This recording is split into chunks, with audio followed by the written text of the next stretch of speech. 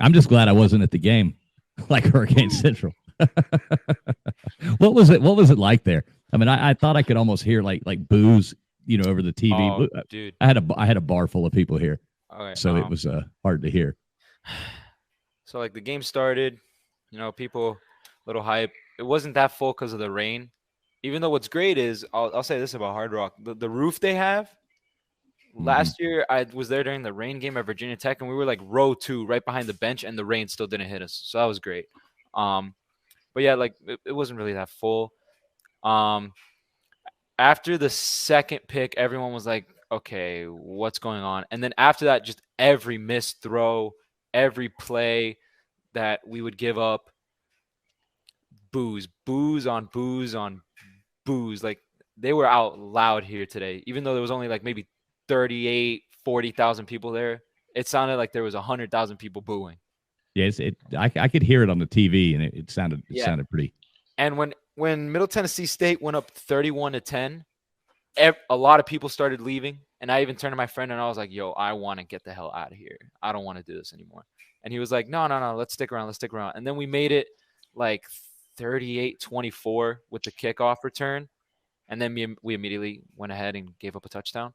And that's when I left after that. And, Jake came in and everyone was on their feet, standing ovation. He got the big play, standing ovation. We went crazy after the touchdown. Then we had that one good defensive sequence after that where we got the back-to-back sacks and forced the 3-and-out, and everyone was hyped for that. And then everything just deflated after the goal line stand on 4th and 1. Which, how does Middle Tennessee State get a freaking goal line stand on us? How? Middle Tennessee State stand to me is the epitome of what was wrong. Because here's the thing: even if Mallory had caught that ball, he wouldn't have landed in the end zone. He ran it completely wrong. These guys are taught how to, on a fade like that, fall into the end zone. So he fell completely wrong. And there's no excuse for that out of Mallory because he's been there 5 years.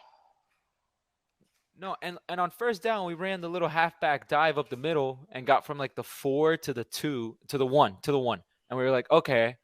And then he gains half a yard on third down, gets stuffed.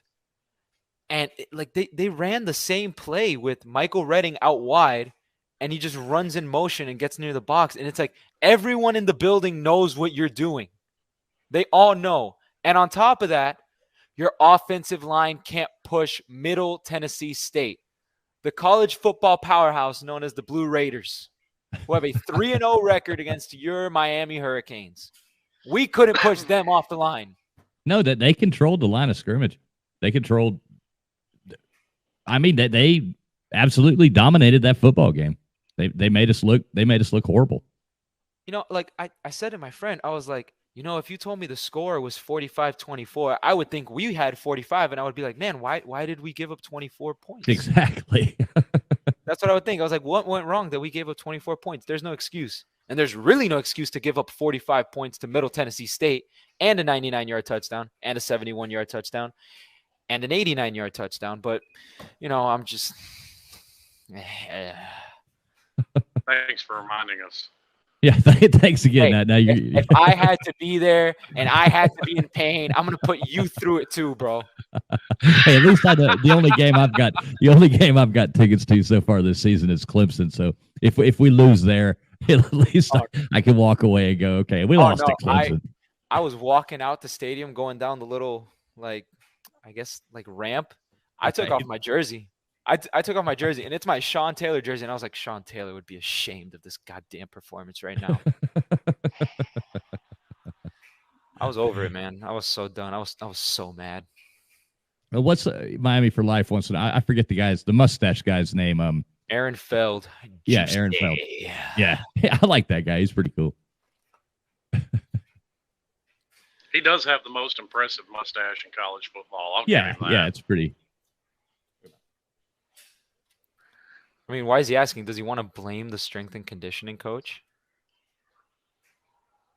I mean, this isn't on him. It really isn't. I mean, you can only pack so much weight on the guys in an off season. I mean, because perfect example, we saw it when Zion Nelson came in his freshman year. They packed 50 pounds on him, and he looked like crap. Because your body has to acclimate to all that extra weight.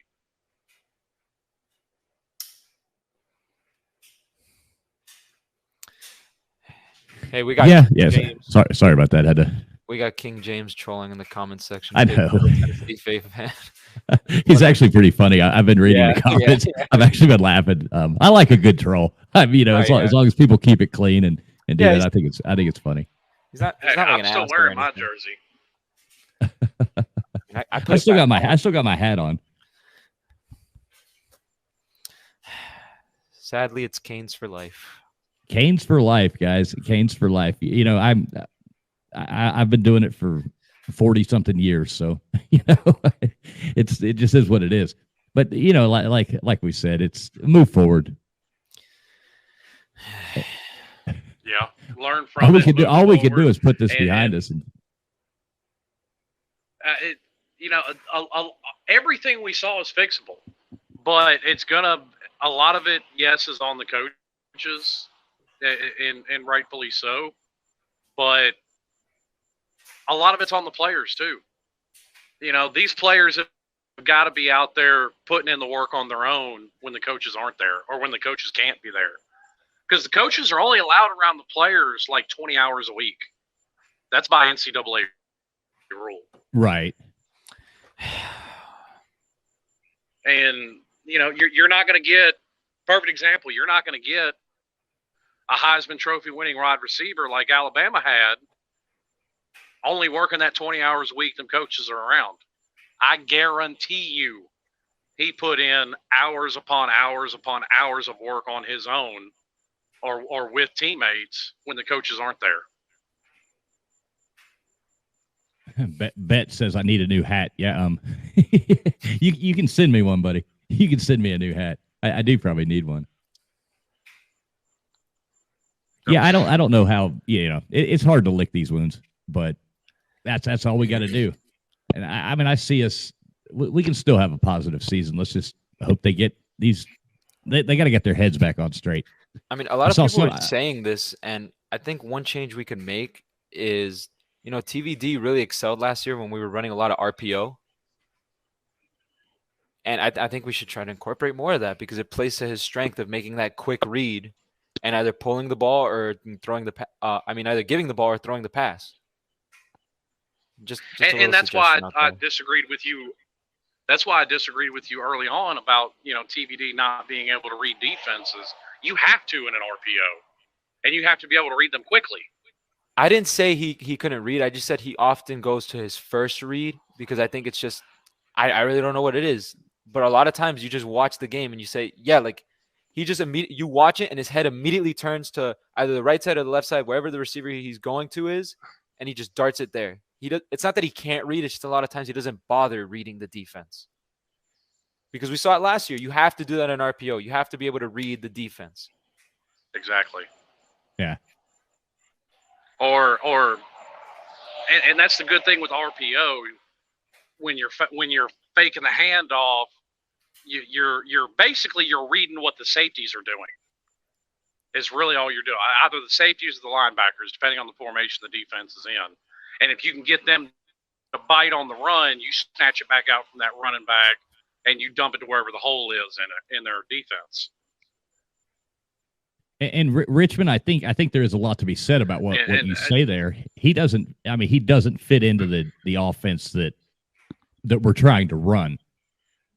And that's why in time, I think we'll see a lot of improvements if we stick with his offense. I'm not a big fan of that offense. To me, it is boring. But if it wins us football games, then I'll start liking it. But Tyler Van Dyke doesn't fit well with that style of offense that we're running. Well, and here's my problem with that. And I don't necessarily disagree that Tyler Van Dyke may not necessarily fit into the style of offense that we're running. But my problem with that statement is this. If you're wanting to go be a first-round NFL draft pick, you're gonna fit into whatever offense you get drafted into, and you better figure it out So that's why I don't have a whole lot of time for the argument of, well, he doesn't necessarily fit. You better adapt your skill set to make it fit if you want to continue being a football player. Right, but I mean, I would say that NFL, a lot of coaches do try to use. I mean, you would think that they would try to use what they have in the best way that they can use it. Well, maybe they looked at this game as kind of a. Maybe they did. I have trouble saying they were looking past this game because next week's a bye week. But maybe they were thinking that overconfident about this game, thinking, oh, we can go out there, run this, try to get more practice in running this offense, and before they knew it, we were down 14 or whatever it was, 10-0, 17-0. All of a sudden you're looking there going, oh, holy cow! Now everybody's deflated. The fans are booing you. I mean, it's a no-win situation. You're basically stuck in quicksand at that point. The more you fight against it, the deeper you sink. Right. And, I'm not a big fan of, booing your own team. Like, that doesn't really do anything to help their self-esteem or anything like that when the fans believe me, I don't. The last game I went to was a Tampa game in 2019 with Jameis Winston where he threw 4 interceptions. And as annoyed as I wasn't sitting there booing him. Right. I'm just not a big fan of that. Not that I wasn't yeah, exactly. Not that I wasn't booing him from my own house, but he couldn't hear me. So I wasn't there, so he couldn't hear me. I bet you were doing a lot more than booing. I'll say that. No, to be honest, I was sitting there with my uncle and my cousin, all Miami fans, and we were at that point just laughing. It was like, oh my gosh, here we go again. Yeah, I mean, what else can you do at that point? Right. You get used to it after, like I said, 17 years of watching us lose after watching us be on top for so many years. It's just like, okay, here we go again. Go Canes.